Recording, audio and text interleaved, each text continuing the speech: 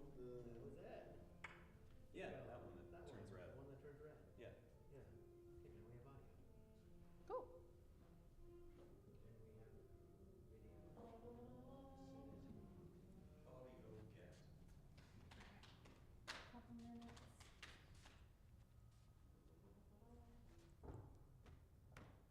Why are you so mopey? I'm very tired, Okay. and I had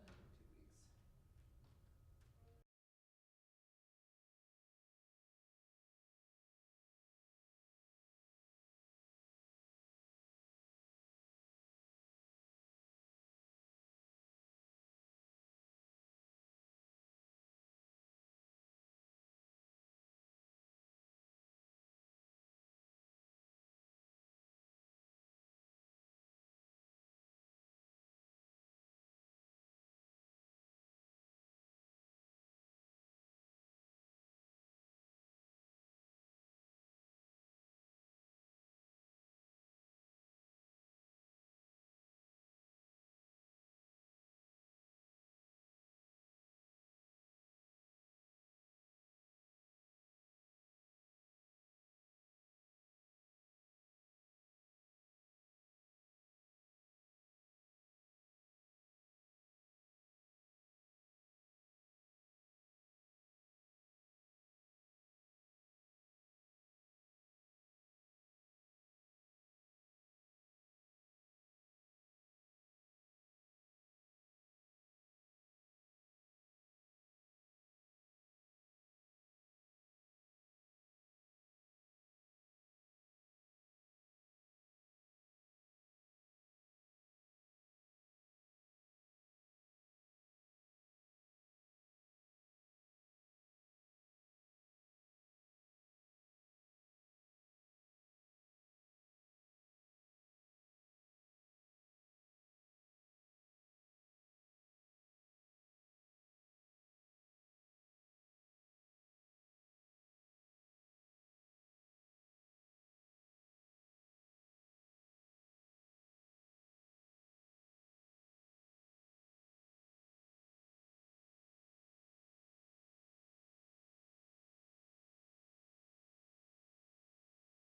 Sorry.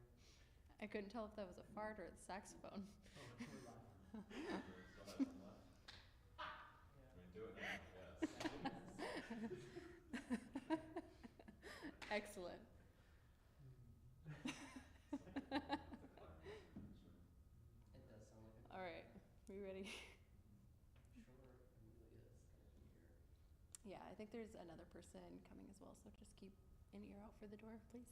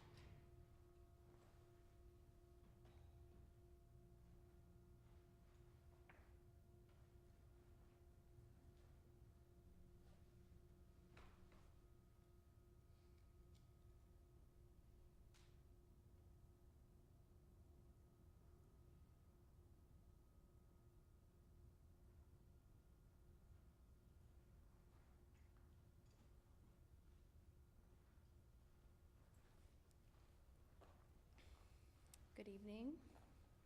Welcome to Dharma Punx, Seattle. We've been going through the 10 subjects of frequent recollection, and this week we're on the third of the 10 subjects, which is we strive to abandon our former habits.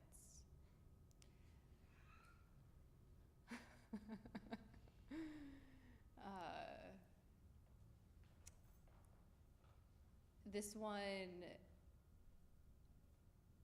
with some background to the 10 subjects, often this is this isn't a list in a sutta as much as it is a chant that is usually used by the monastics. It's something that they will chant often in the mornings. And so recognizing that a lot of this list is geared toward the monastic. And so when we look at that statement, I strive to abandon my former habits, because it's rather vague. It's like, well, what habits?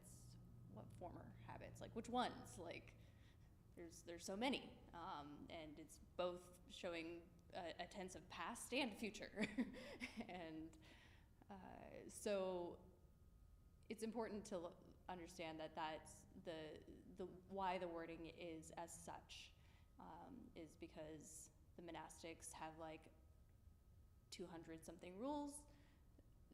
Those were their former habits. But taking this into how we can apply this in lay life, in our daily lives, I think when it's tied to a really common practice in Buddhism called renunciation. And that term, for me, often gives me kind of the heebie-jeebies. It makes me think like Buddhism is coming to take all the shit that I like.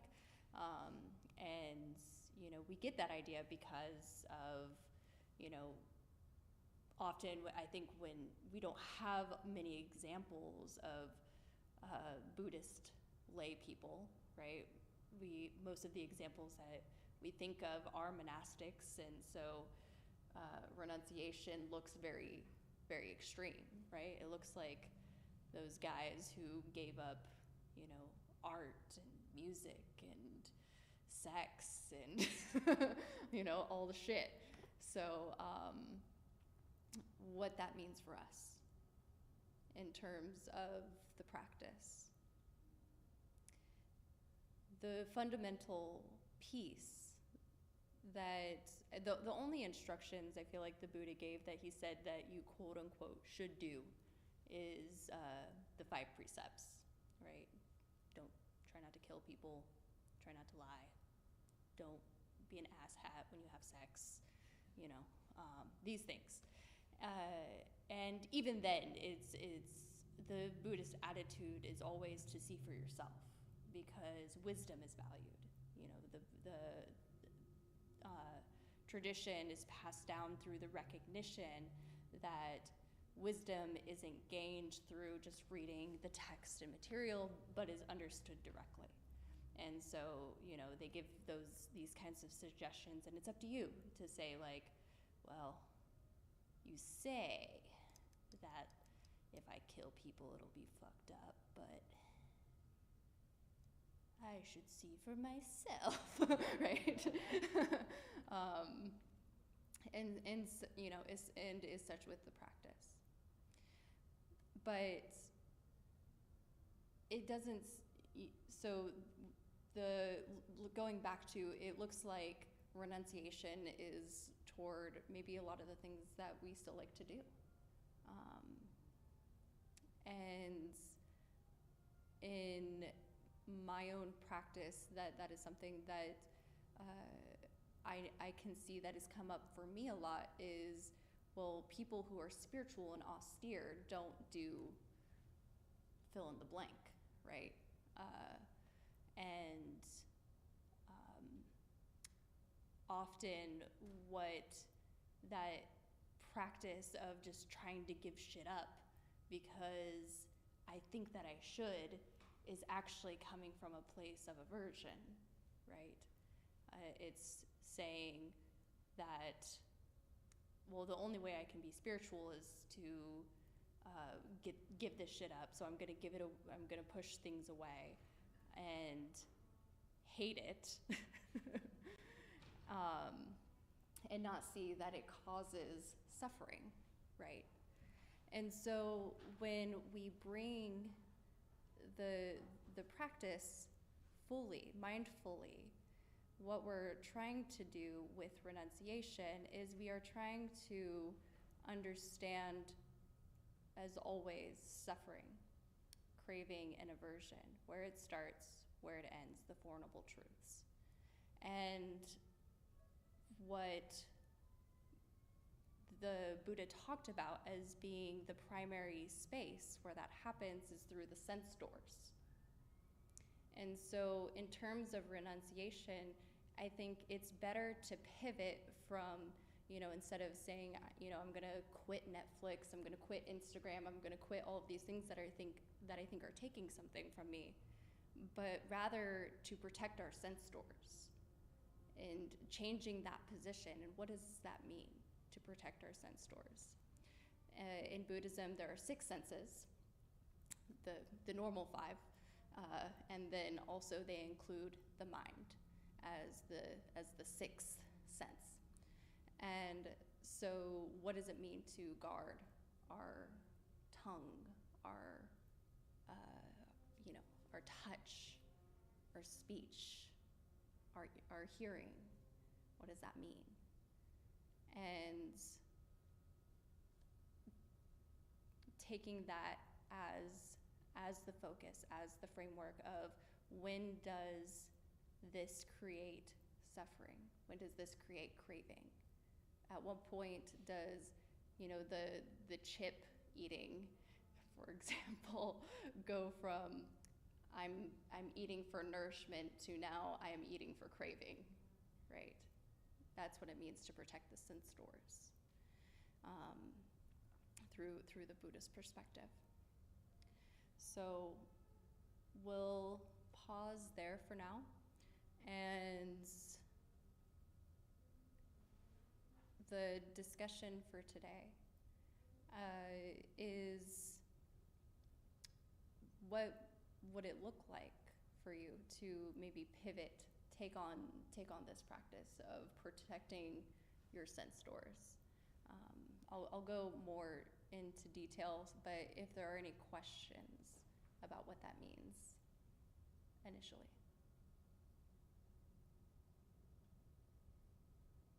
Seems pretty good? Okay. All right. We'll be back in about 8 minutes.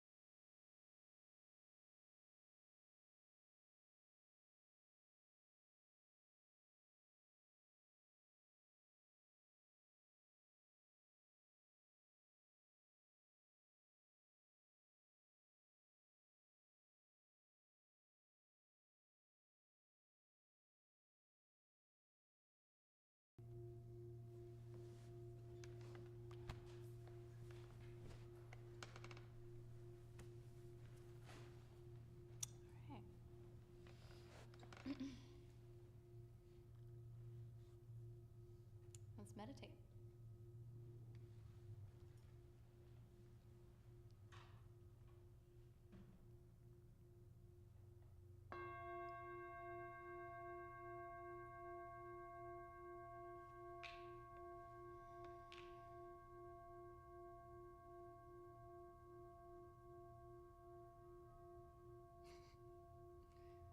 We're going to meditate with some horns today, mindfulness of horns.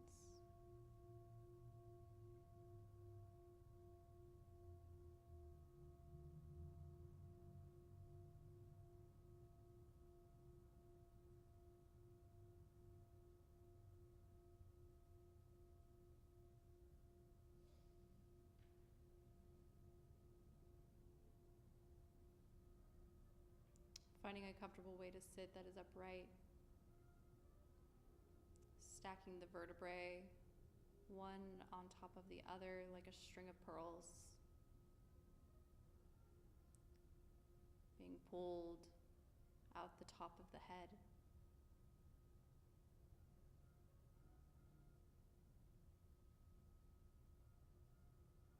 The next time you find yourself on an exhale, allowing the shoulders to drop.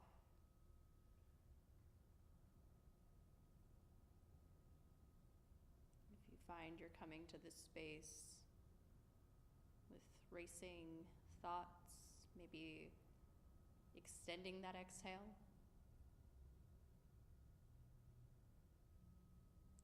If you find yourself coming to this space tired, extending the inhale.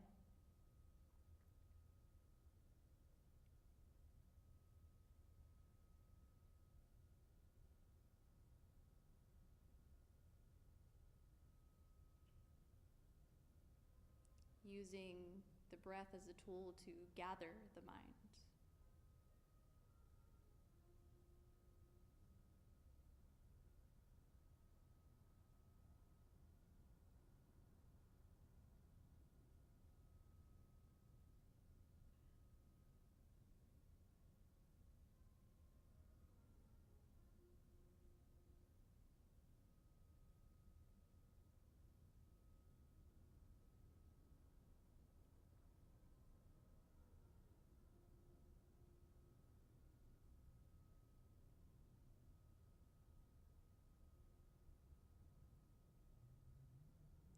Focusing on the breath, despite the mind's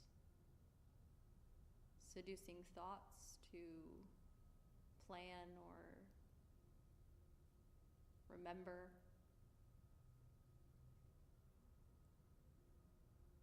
Often it wants to come up with something so enticing.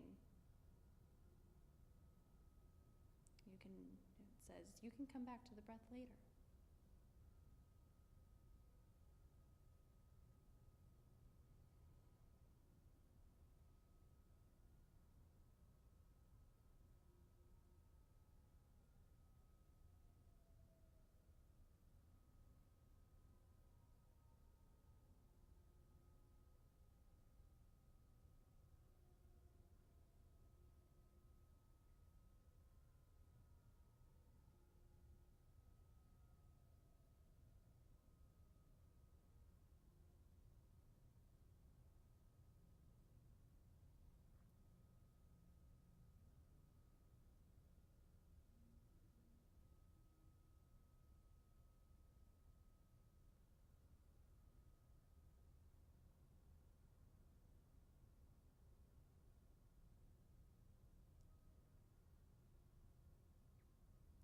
Knowing the breath. When a breath is short, when a breath is long.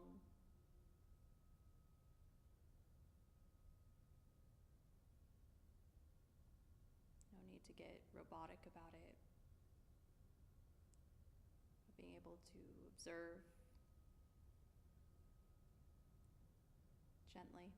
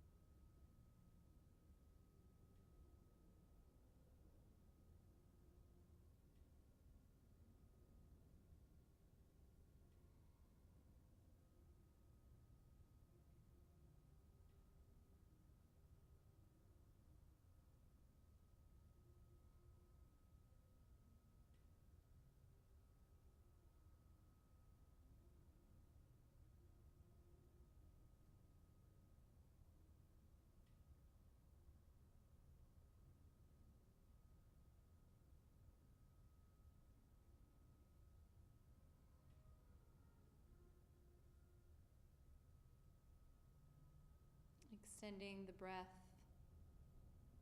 If you're observing it at the tip of your nostrils, extending it to the belly. Or if you're observing it in the belly, extending it to the tip of your nostrils.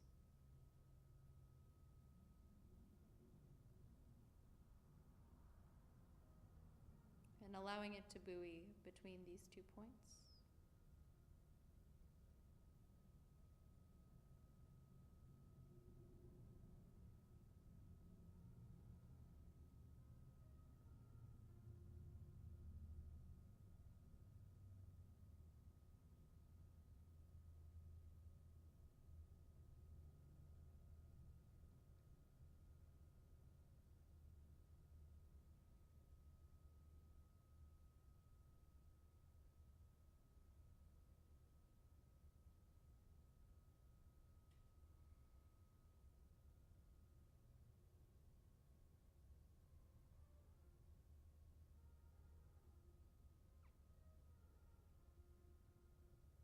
Opening to the sense doors,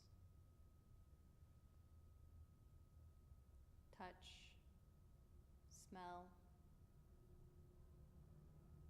seeing even with the eyes closed,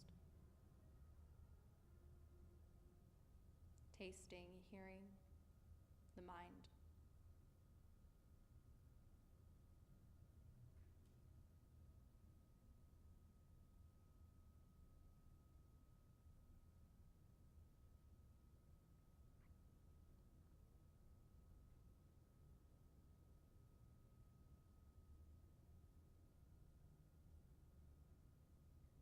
While keeping the breath in focus, see if you can observe how the mind reaches out and grabs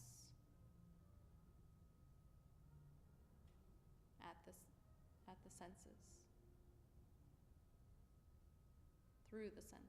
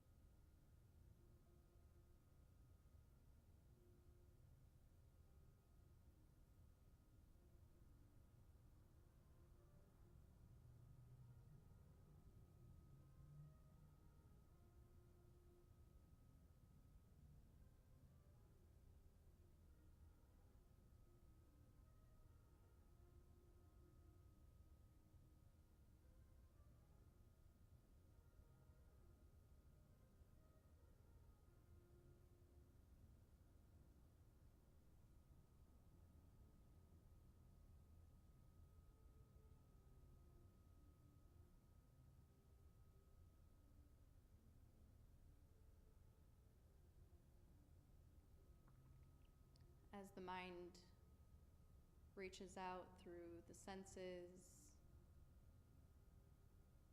through hearing,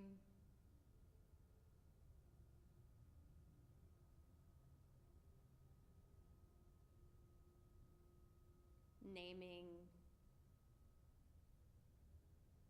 what we hear,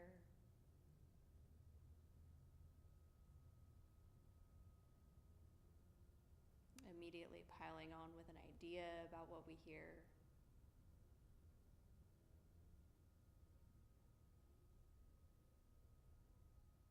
Deciding if we like it or dislike it.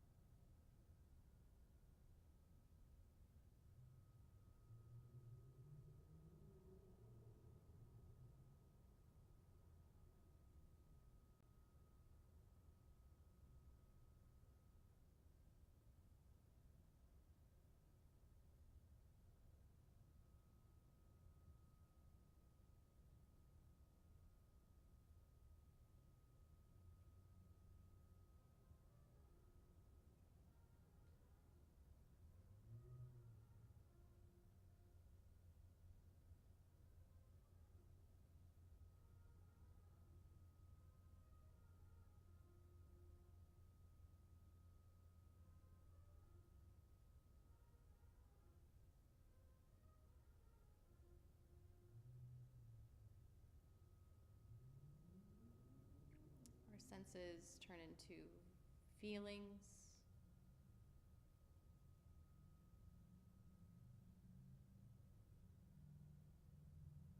Disliking or liking.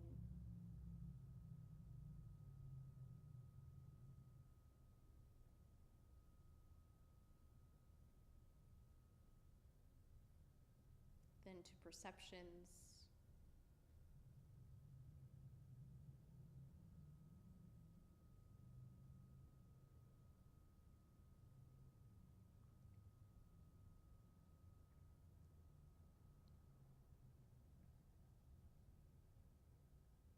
And then that perception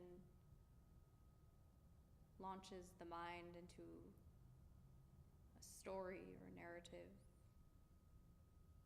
a programming made long ago.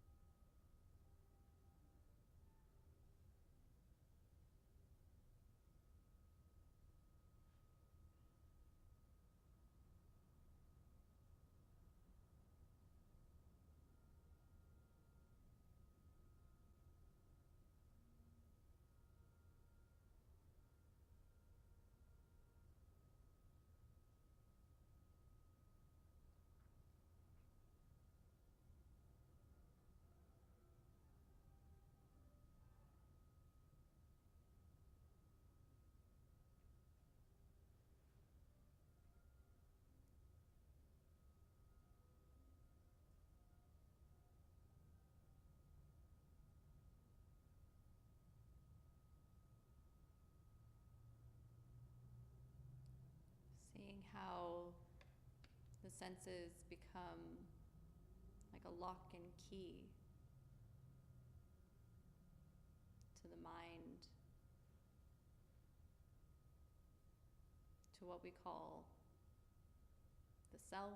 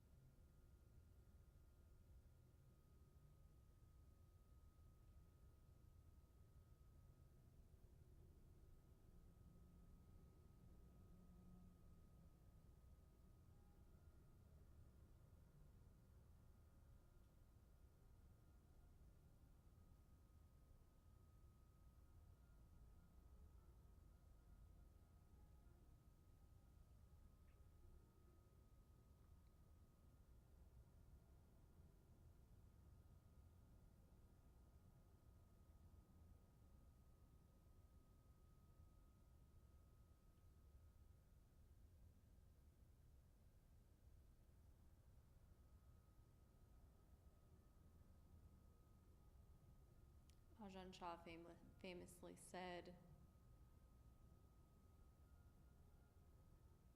the sound isn't bothering us, that we go out and bother the sound.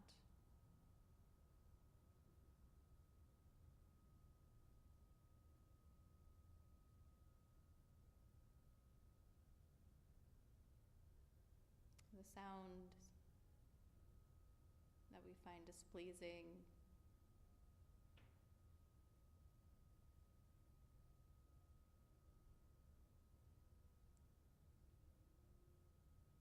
It's just a part of the current reality, seeing clearly.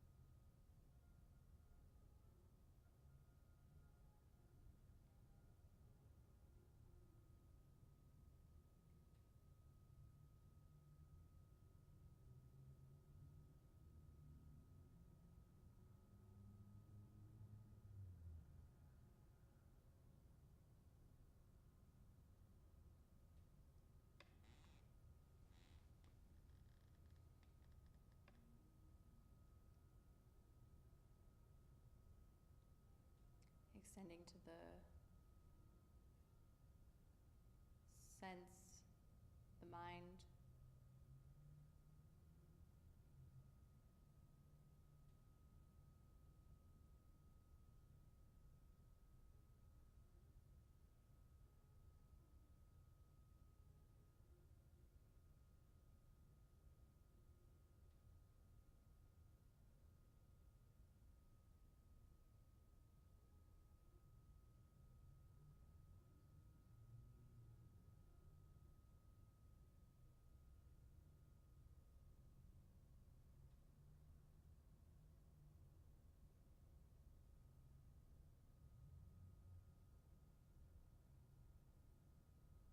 Just imagining all of the thoughts as people in the village.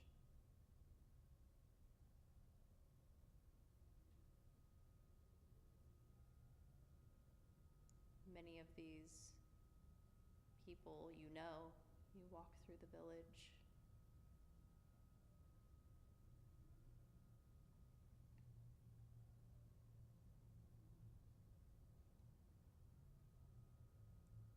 There's that old opinion, that old craving, that tendency to plan, that resentment.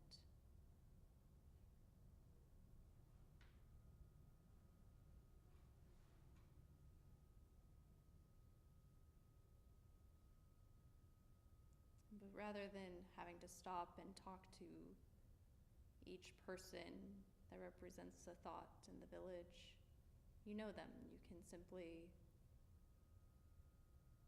wave, smile, and continue on your journey.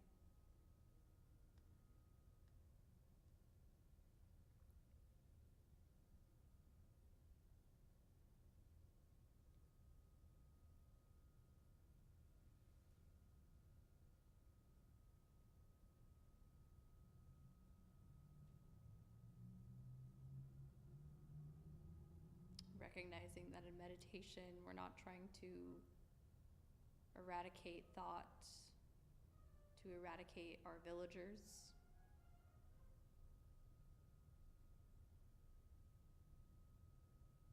We just know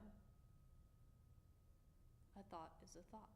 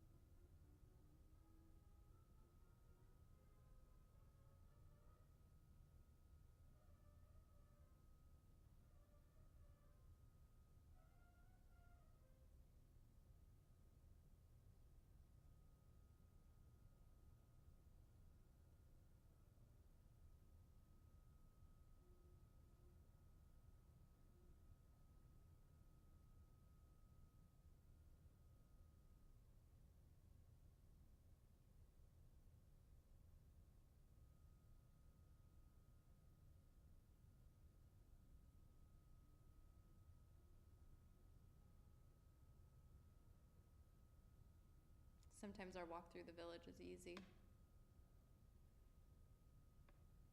And other times it just seems like there's one villager in particular that's very loud, just kind of screaming, yelling,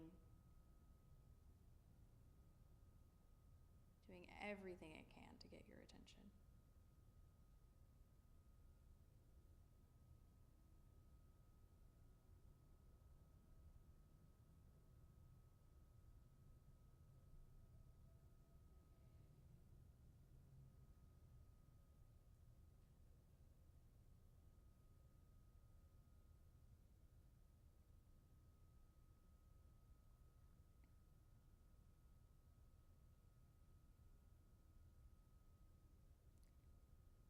And if you meet somebody new in the village, it's okay to stop and inquire, investigate.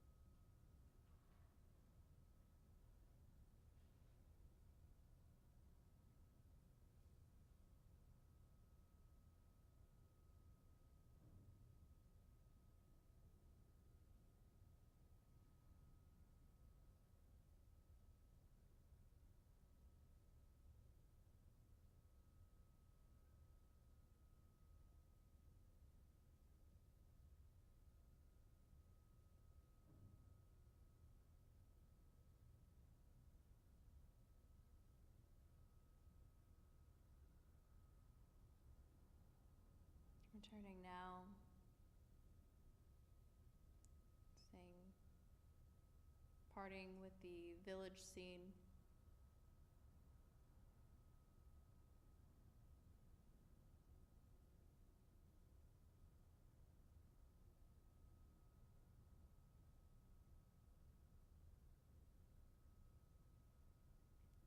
Investigating the quality of the mind,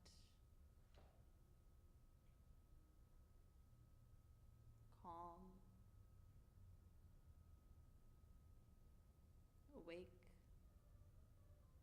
restless, sleepy.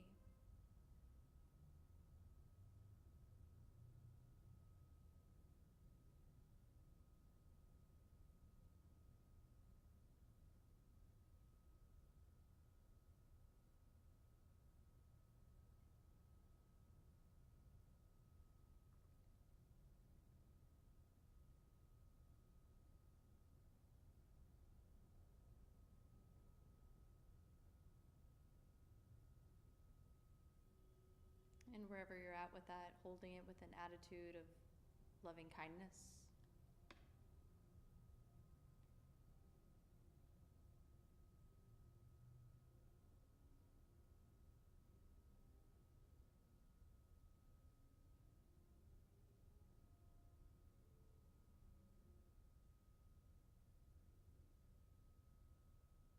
May I be at ease with these conditions, with a body like this.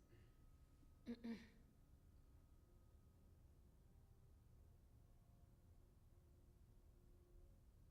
ease with the conditions like this.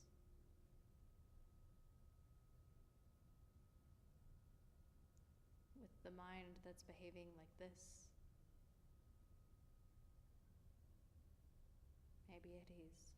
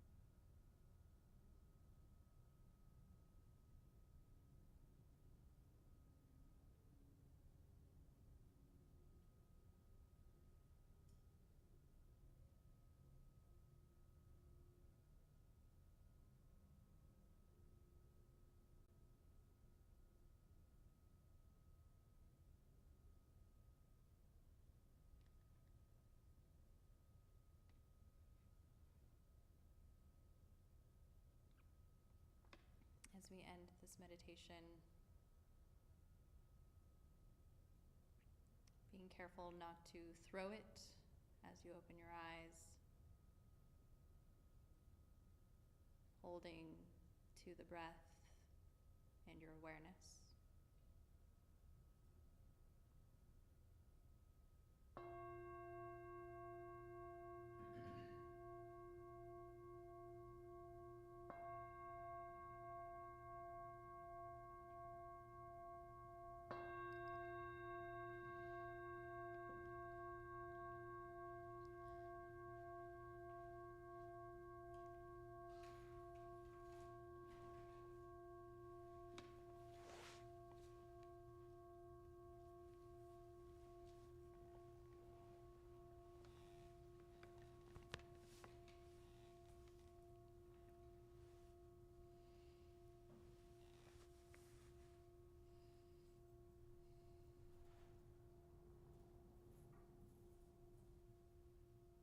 As a total aside from the topic tonight, that's probably one of the most valuable things that I was ever taught in the practice was to not huck my meditation across the room after the bell rings. Something that was definitely very common for me when I began meditating was, just having that feeling of like, oh God, glad that's over. And learning to sort of hold that candle flame.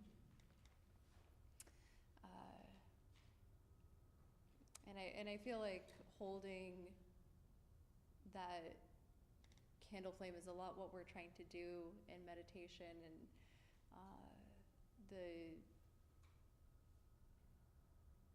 I talk about in my own practice how it seems brightest for me after a meditation retreat, And then there's about a 6 to 9 month expiration where like my little flame gets all withered and a little sad.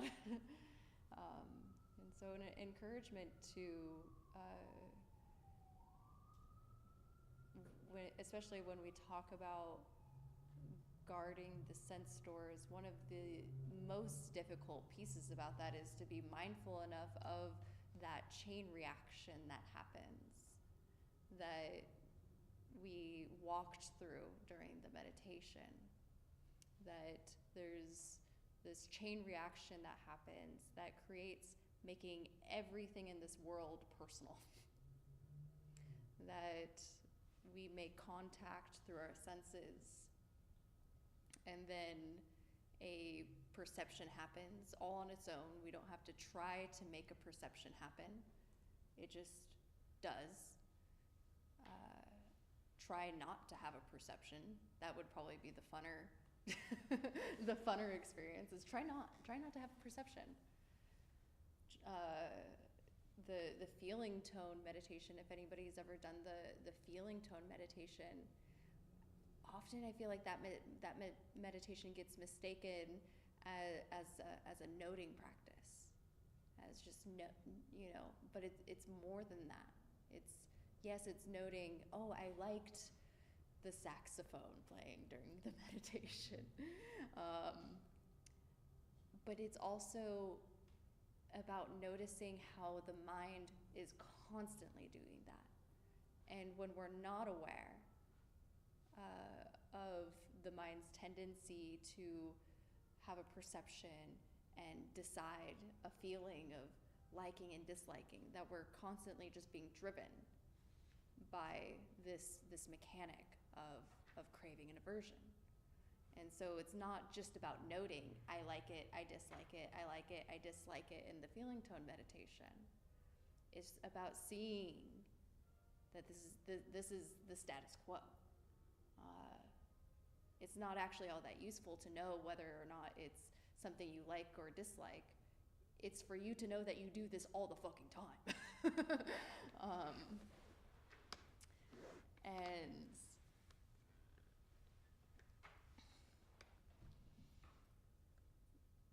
so guarding the sense doors takes an amount of skill and mindfulness. I wish we could somehow actually just have like a slow motion machine button where we could allow that to happen in slow motion. We made contact with saxophone. Like, dislike, perception. And then, it goes into all of my programming that I have, like, my programming is I hate jazz, so I hate horns. It's easy for me to just suffer about jazz.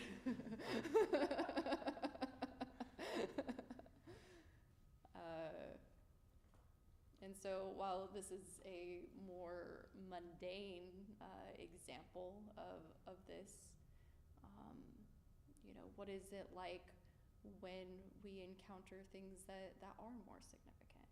Things that we do actually have deep programming, like around relationships, around the way we expect people to be in relationship, or not be in relationship for that matter.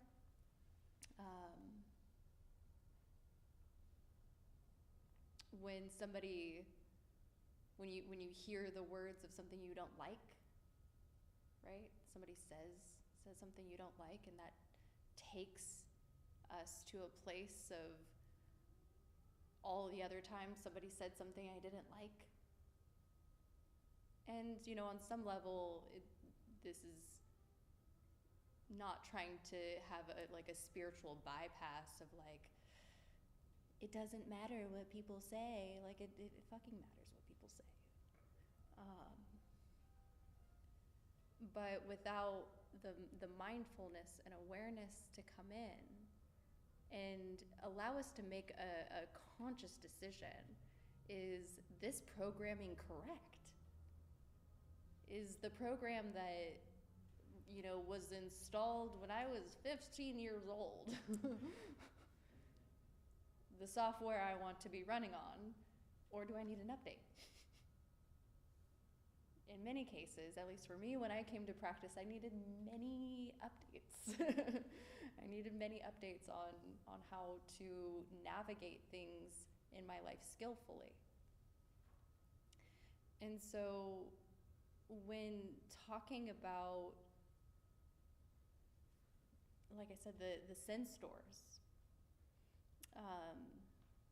or renunciation, when talking about renunciation, which was the topic, abandoning our former habits, you know, we can talk about, you know, well, I would be so much better if I just quit Netflix altogether.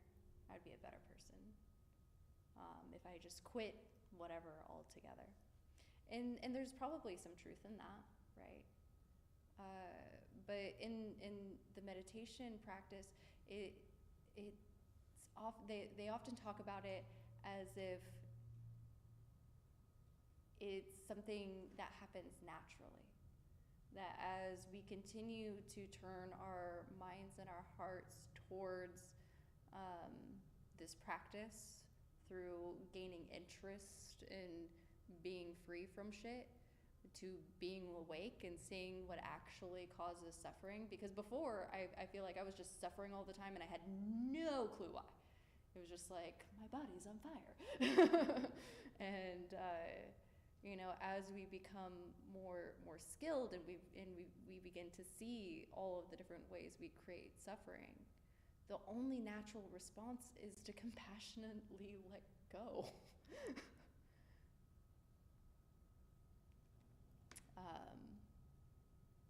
And so the things we are to renounce, it's not, like I said, it's not about having to quit all of these things so we can become spiritual. What happens sort of organically and sort of naturally is, like, you know, when children grow up and they just decide not to play with their toys anymore. And, you know, the things that cause suffering in our lives, as long as we're practicing and we're paying attention, will naturally fall away. We'll decide, I don't want to play with that toy anymore. I want to let go.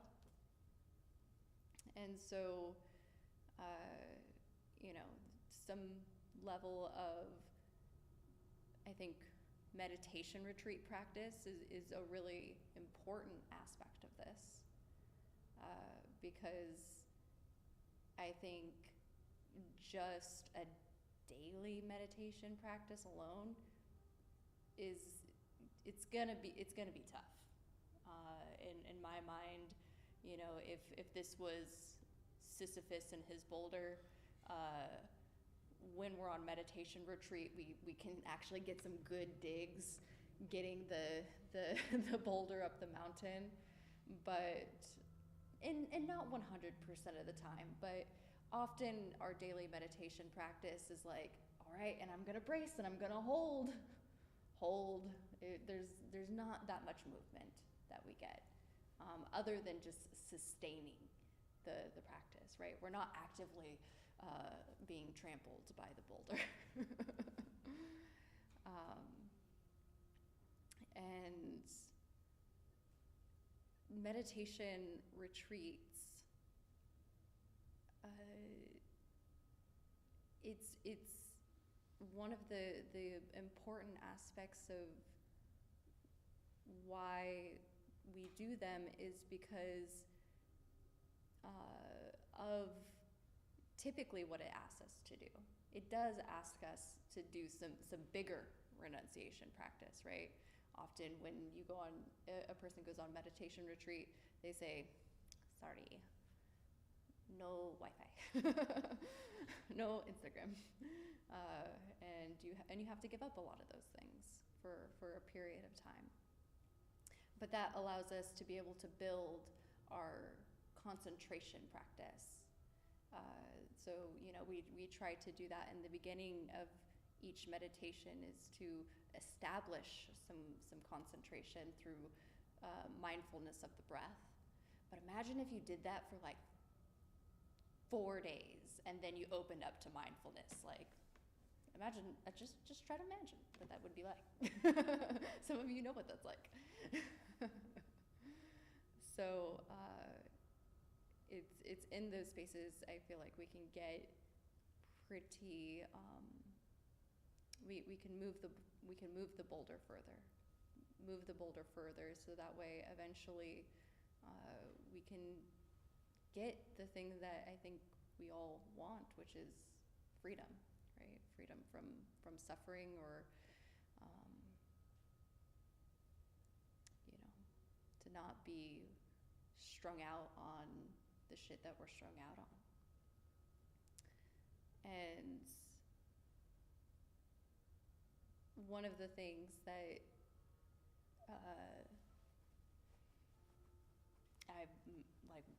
I've been on this shit. I don't know. I guess we're going with Greek philosophy today. We're hopping philosophical ideas this week. Does anybody know the story of Prometheus? Yeah. Same story as Lucifer. Yeah. Different in this context, but anyway. So the story of Prometheus is that, he was, the gods let him hang out. They're like, I guess you seem cool, so you can come kick it with us. And they had all of this really cool fire, and there was all these really stupid humans on Earth, and Prometheus decided to steal the fire and give it to the humans. And so this could be taken, maybe sort of literally, like this was Greece's way of saying, like, and this is how we, advance technologically. Like, this was where we learned to not be cave peoples anymore. But from a Jungian psychology perspective, it's meant to represent consciousness, period, right? This thing that, despite we're really grateful that we have it, it causes us a lot of trouble. All this thinking that we get to do.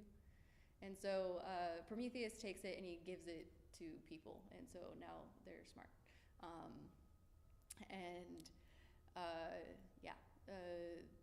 Gods find out, they say that was fucked up, and they chain him to a rock, and an eagle descends on him every single day and eats his liver.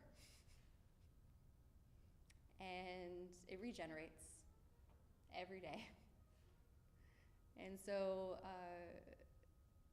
I feel like you want to say something. No? Me? Yeah. I know the story very well. Okay. Would you You looked like you had something you really wanted to say. Okay. Just enjoying the torture. Just enjoying the torture part. Right. So yeah, there's torture, and so day in and day out, he is being reborn. And this is a pretty interesting parallel to the Buddhist concept. We talk about, well, I guess I don't really talk about reincarnation. I don't really vibe with that. I don't know how I feel about it, I should say. But birth is something that is talked about a lot, right? Birth, age, sickness, death is a constant theme in Buddhism. And so one of the things that I find really interesting here as a parallel is the way that, this consciousness has brought us to essentially suffering, right? Like that's what the issue is that we're constantly being born in a moment over and over and over and over and over and over again, right? We make contact with the senses, and then our little me person appears that it takes everything personally, and and we're born again and again and again. And so on some level there's a, I don't know, it's an interesting, I like stories, I like visuals, so I hope that maybe that can be something that you play with, experiment with in your practice as inspiration for exploration around like what it means to have consciousness.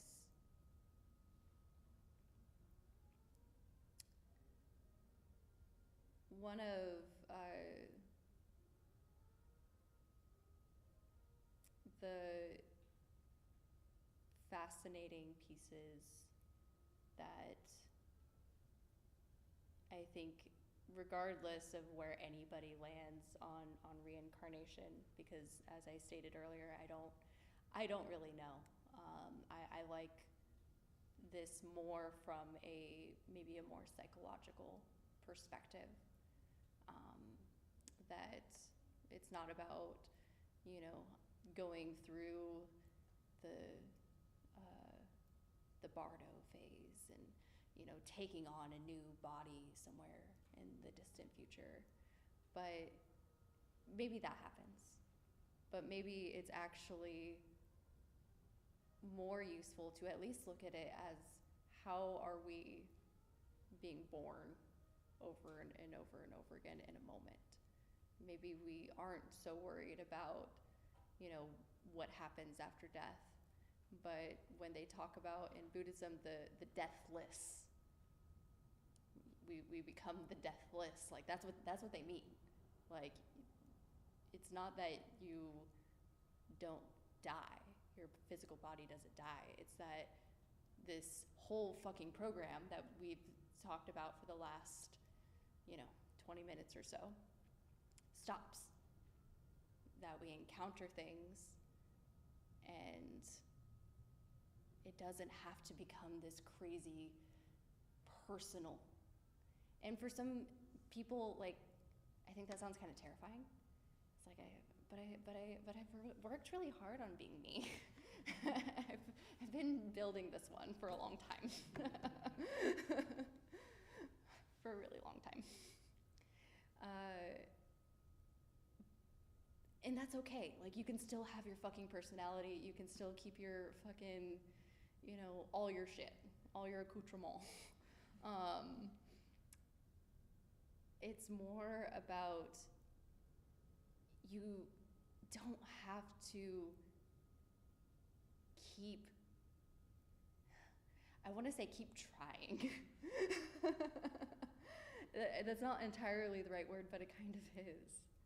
Because I think as humans, especially in our culture, what we're constantly trying to do is try.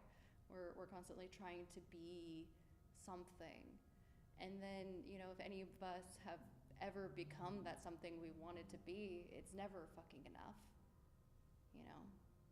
You get that job you always wanted, and you still suffer. You get the partner you always wanted, and you still suffer, right? Because impermanence. Because impermanence exists. So, guard your sense doors, go on meditation retreat. I think that's the moral of the story. Any questions, thoughts?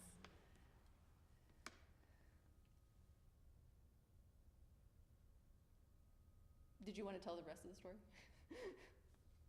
No. Fire is the symbol of creativity in Western Mm-hmm. symbolism, so it's their ability for free thought, which is why it's the same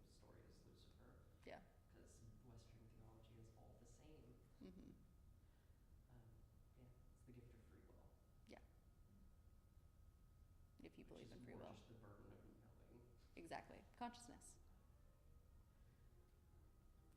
I do really like the ironic punishments in all the Greek tragedies. Oh, they're so good. So creative, right? Like your liver regrows If I'm and not mistaken, Prometheus is also one of the Titans. yeah, he's a titan. Right? And so, if you know the story of the Olympian gods, they killed most of the Titans or Mhm. enslaved them before Right. taking the tower, essentially. Yeah, but they So- decided he was cool. Right. And Prometheus was more like the subvert. Right. Which is why we like Prometheus. Mhm. I'm Okay. more familiar with that than most Buddhist stuff. So it's good visuals. They do good visuals. They do really good visuals. Yeah. And I like that polarization is very clear. The contrast is good in it. Mhm. But also, I think like that story is like, I mean, he knew what would happen. He knew it wasn't going to be good, and he did it anyway. Mhm. And I think that's like an important thing to make decisions sometimes is, would you do this no matter the consequence? Mhm. Yeah. Because it was a kindness, somewhat. Yeah. It gets to be so both and, right? Because on some level it's like, oh, cool, like you rebelled, you're like the first rebel, and you like gave away, you gave this gift to people. That's how I want to look at it. At first, it's like, oh, you gave this gift of like creativity, free will, consciousness to, us stupid. But he can't be attached to how he used it. And yeah, but the contrast of that is, okay, cool, and now we suffer. We didn't suffer so much when we had dumb brain. What? We probably ended a lot more. Probably.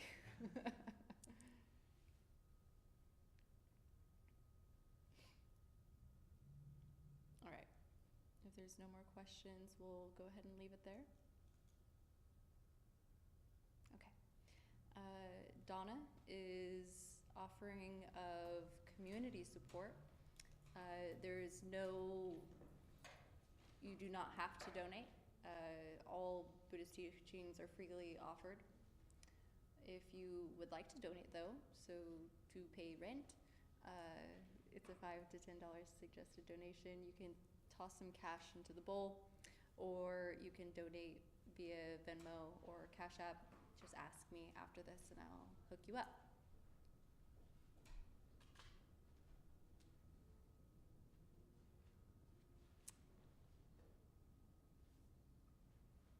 Signing off? Okay. All right, we'll go ahead and dedicate the merit. So in Buddhist practice, any goodness that was gathered here, we don't keep it for ourselves, we give it away. If you would like to put your hands together, you may. If putting your hands together in a church feels too fucking weird, don't worry about it. No pressure. May any goodness that was gathered here today be spread above and below, to the seen and the unseen, to those being born and to those who are dying. Thank you. I feel like we're overdue for a tube of meditation. Yeah, why not?